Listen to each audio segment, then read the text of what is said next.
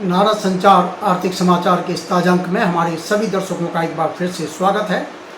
आज हम बात करेंगे मोदी सरकार की सोची समझी रणनीति का हिस्सा है जीएसटी दरों में बदलाव। इस साल के बजट में 12 लाख रुपए सालाना तक की व्यक्तिगत आय को कर मुक्त करने का चौंका देने वाला कदम उठाने के बाद मोदी सरकार ने अब जीएसटी दरों में बड़े बदलाव का कदम उठाया है। प्रधानमंत्री नरेंद्र मोदी के नेतृत्व वाली केंद्र की राष्ट्रीय जनतांत्रिक गठबंधन सरकार के इन कदमों को घरेलू अर्थव्यवस्था को गति देने वाला माना जा रहा है।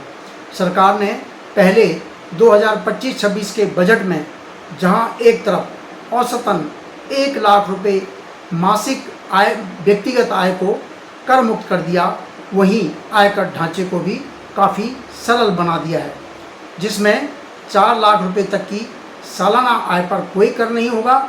वहीं 24 लाख रुपए से अधिक वार्षिक आय पर ही 30% की दर से आयकर देना होगा, जबकि पुरानी कर प्रणाली में 10 लाख रुपए से अधिक की आय पर ही 30% कर देना होता था। वरिष्ठ नागरिकों को मिलने वाले 1 लाख रुपए तक के ब्याज पर टीडीएस कटौती से उसे छूट दे दी गई है। वहीं 6 लाख रुपए तक की किराया आय को भी टीडीएस कटौती से मुक्त रखा गया है। यानी सरकार ने ये तमाम कोशिश की है कि लोगों की, जनता की जेब में ज़्यादा पैसा बचे, कम टैक्स वसूला जाए, जिससे जनता की जेब में ज़्यादा पैसा बचे, वो ज़्यादा खरीदारी कर सकें, अर्थव्यवस्था की गति तेज हो और भारत आर्थिक विकास के रास्ते पर आगे बढ़ता रहे। ऐसा लगता है कि मोदी सरकार ने यह सब शुरू से ही सोची समझी रणनीति के तहत काम किया है। सबसे पहले जब मोदी सरकार सत्ता में आई, उस समय वित्त मंत्री अरुण जेटली ने जो 2.5 लाख से 5 लाख रुपए तक का टैक्स डाला था, जिस पर 10% कर लगता था, उस 10% को घटाकर 5% कर दिया। उसके बाद अगले 1-2 साल में 5 लाख रुपए तक की आय को कर मुक्त कर दिया। उस समय ये नई प्रणाली लागू नहीं हुई थी, पुरानी प्रणाली ही अमल में थी। तो पहले 2.5 से 5 के जो दायरे में 10% था, उसको 5 किया। फिर उसके बाद 5 लाख रुपए तक की आय को कर मुक्त कर दिया। यानी 5 से ऊपर जब आपकी आय होगी, तभी उस पर 2.5 से 5 का जो कर ढांचा है वो लागू होगा। 2.5 से 5 पे 5, 5 से 10 पे 20 और 10 से ऊपर पे 30। उसके बाद एक नई वैकल्पिक कर प्रणाली शुरू की गई, जिसमें जो पुरानी कर प्रणाली में तमाम छूटें मिलती थी, हाउसिंग लोन पर, आपके निवेश पर और बच्चों की स्कूल की फीस पर, उन सबको मुक्त करते हुए सीधी कर प्रणाली कर दी गई और 7 लाख रुपए तक की आय को कर मुक्त कर दिया। उसमें कर ढांचे को भी सरल बनाया गया, जिसमें 20 लाख रुपए तक की आय पर, उससे ऊपर की आय पर 30% कर लगता था। लेकिन अब सीधे 12 लाख रुपए तक की आय को कर मुक्त कर दिया है। अगर आपकी सालाना आय 12 लाख से ऊपर होगी, तभी उस पर कर का जो ढांचा है वो लागू होगा। 4 लाख रुपए तक की आय पर कोई कर नहीं, 4 से 8 पे 5, 8 से 12 पे 10, 12 से 16 पे 15, 16 से 20 पे 20, 20 से 24 पे 25 और 24 लाख रुपए से ऊपर आपको 30%। तो ये तो हुई आयकर में छूट देने की बात। सरकार ने आयकर में काफ़ी छूट दी, उसको काफ़ी सरल बनाया है। कॉरपोरेट टैक्स को भी कम किया है। जो कंपनियों की शिकायत होती थी कि जो एशियन कंट्रीज़ है, फिलीपींस है, थाईलैंड है और जो दूसरे देश हैं, उनके बराबर हमारा कॉरपोरेट टैक्स होना चाहिए, तो उसको प्रतिस्पर्धा में उसको लेके आए, कॉरपोरेट टैक्स भी कम किया। और अब इस साल, जैसा कि आपको पता है, 15 अगस्त को प्रधानमंत्री ने कहा कि जीएसटी दरों को भी तर्कसंगत बनाया जाएगा, जीएसटी दरों में सुधार किया जाएगा और उन्हें सरल बनाया जाएगा। तो अब सरकार ने पहले इनकम टैक्स में छूट दी और उसके बाद जीएसटी दरों को 4 से जो 4 मुख्य दर थी उनको घटा के 2 कर दिया, 5 और 18%। अब 28% नहीं लगेगा और ना 12% लगेगा, 5% और 18%। और जो 28 के दायरे में थी, उनमें से कुछ वस्तुओं को जो मानव के लिहाज से अहितकर है, मानव स्वास्थ्य के लिए जो है नुकसानदायक है, उन कुछ वस्तुओं को 40% की कर की श्रेणी में रखा है। इससे पहले भी 28% के ऊपर उपकर लगता था, शेष लगता था। तो उस शेष को मिलाकर कई वस्तुओं पर 43%, 44, 45% तक का कर हो जाता था, तो उसको अब जो है 40 कर दिया है।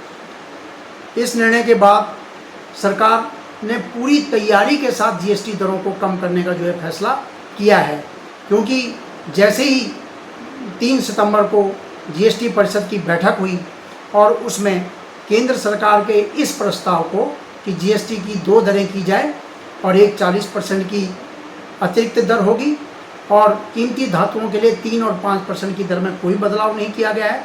तो मुख्य जो मूल दर है उसमें 5 और 18, 5% में आम आदमी से जुड़ी उपभोग की चीज़ें, कई दवाइयाँ, कृषि खेती में काम आने वाली तमाम मशीन, ट्रैक्टर हो गया, खेती जोतने की मशीनें हो गई, सिंचाई की मशीनें हो गई और तमाम तरह की जो भी खेती बाड़ी में मशीनें काम आती हैं उन पर 5% टैक्स कर दिया है। जबकि इन पर किसी पर 18 था, किसी पर उससे ज़्यादा था, उन सबको घटाकर 5 कर दिया है।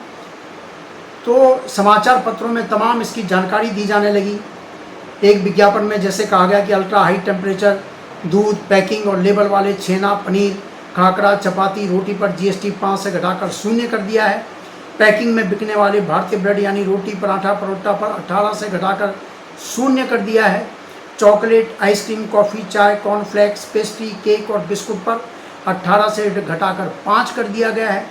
इसी प्रकार मक्खन, घी, डेयरी, स्प्रिट्स, चीज़, मेवे, सूखे मेवे जैसे बादाम, पिस्ता, मूंगफली, काजू पर 12 से घटाकर 5 कर दिया है। पहले से पैकिंग और लेबल वाले नमकीन, भुजिया, मिक्सचर, जैम, जेली, सॉस,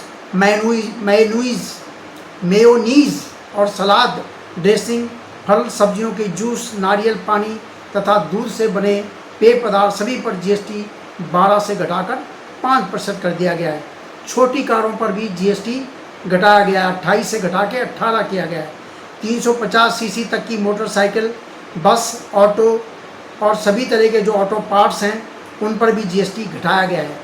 अनेक कार कंपनियों ने तो दाम घटाने की घोषणा भी कर डाली है।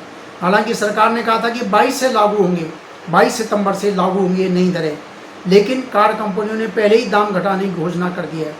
कृषि मंत्री शिवराज सिंह चौहान तमाम कृषि उपकरणों के दाम में आने वाली कमी के बारे में खुद पूरी जानकारी दे चुके हैं।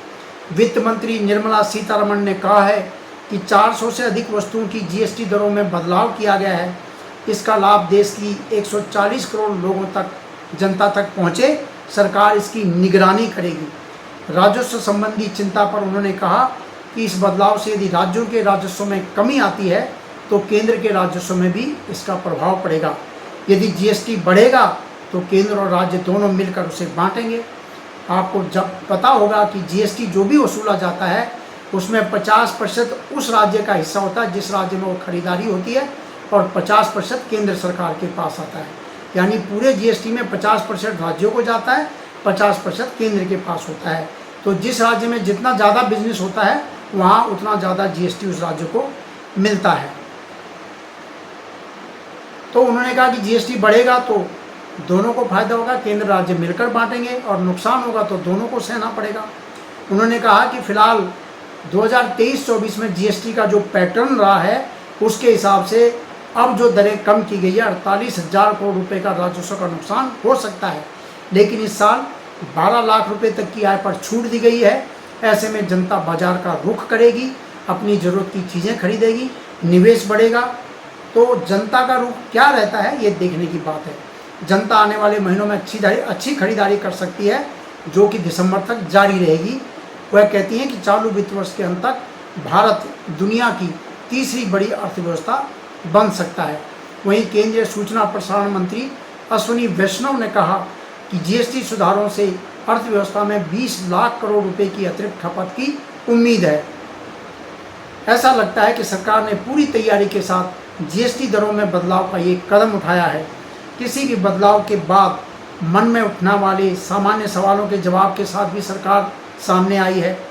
अगली पीढ़ी के जीएसटी सुधारों के बाद उपभोक्ताओं के लिए एक नई वेबसाइट http savingswithgst.in शुरू की है। इस साइट पर उपभोक्ता विभिन्न वस्तुओं की कीमतों की जांच और उसमें आए अंतर की जानकारी देख सकते हैं। MyGov इंडिया ने एक्स पोस्ट पर नई वेबसाइट की जानकारी देते हुए कहा है कि उपभोक्ता अपनी पसंद की वस्तुओं पर होने वाली बचत की जानकारी खुद ले सकते हैं। तो इन तमाम चीज़ों को देखकर लगता है कि मोदी सरकार एक सुनियोजित रणनीति के तहत काम कर रही है। आपको याद होगा कि पहले देश भर में हर परिवार के एक एक बैंक खाता खुलवाने का अभियान चलाया गया कि सबको बैंक खाता खोलना है। महिलाओं के बैंक खाता खोलने पर विशेष जोर दिया गया। हर परिवार का एक बैंक खाता होना चाहिए। बैंक खाता खुलने के बाद किसानों को हर साल उनके खाते में 6,000 रुपये की सहायता देने के लिए, वरिष्ठ नागरिकों को सहायता देने के लिए, महिलाओं को सहायता देने के लिए इन बैंक खातों का उपयोग साबित हुआ। सरकार सीधे बिना किसी बिचौलिए के जनता के जो पात्र लोग हैं उनके खाते में सीधा सहायता जो है ट्रांसफ़र कर रही है। तो उन खातों को खोलने का जो मकसद था सरकार का, वो बाद में लोगों को समझ में आया। इसी प्रकार सरकार जिस प्रकार आयकर, कॉर्पोरेट कर और तमाम व्यापारिक चीज़ों में जो टैक्स कम कर रही है, उससे अर्थव्यवस्था को लाभ मिलने की उम्मीद है। प्रधानमंत्री मोदी ये कह चुके हैं कि भारत को दुनिया की तीसरी बड़ी अर्थव्यवस्था बनाना है और उसी दिशा में उनका ये कदम है। ये साल दर साल जो है देखने में आ रहा है। हर बजट में नई घोषणाएं होती हैं जिनसे अर्थव्यवस्था को बढ़ावा मिलने की उम्मीद लगती है, अर्थव्यवस्था में तेज़ी आने की उम्मीद लगती है, अर्थव्यवस्था में मांग बढ़ेगी, उत्पादन बढ़ेगा, रोजगार बढ़ेंगे और देश का विकास होगा, GDP वृद्धि होगी, देश की अर्थव्यवस्था आगे बढ़ेगी। इस एपिसोड में इतना ही। हमारे एपिसोड को देखते रहिए, लाइक कीजिए, शेयर कीजिए और सब्सक्राइब ज़रूर कीजिए। नमस्कार।